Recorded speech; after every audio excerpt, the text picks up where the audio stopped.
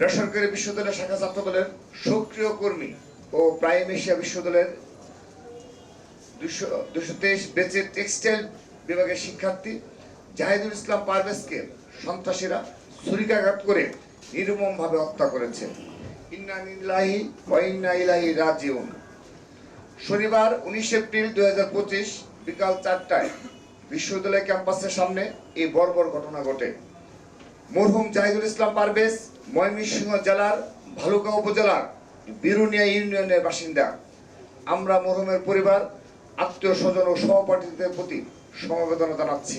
প্রচন্ড উচ্ছৃঙ্খল মেহেরাজ ইসলামগঞ্জ বিশ্ববিদ্যালয় কর্তৃপক্ষের করে দেয়া এই মীমাংসা মানতে অস্বীকৃতি জানিয়ে 10-15টি লাশ ফেলার হুমকি দিয়ে বহিরাগতদের ডেকে নিয়ে আসেন এবং পারভেজের উপর পরিকল্পিত হামলা চালায়। এই হামলায় মেহেরাজ ইসলামের সাথে থাকা বৈষম্য বিরোধী ছাত্র আন্দোলনের বনানী থানা কমিটির যুগ্ম আহ্বায়ক শোভান নিয়াজ তুষার ও যুগ্ম সদস্য সচিব হৃদয় মিয়াজি নেতৃত্বে বনানী এলাকার বেশ কিছু উচ্ছৃঙ্খল সন্ত্রাসী জড়িত ছিল। তারা ছুরি দিয়ে পারভেজের বুকের উপর আঘাত করে হত্যা করে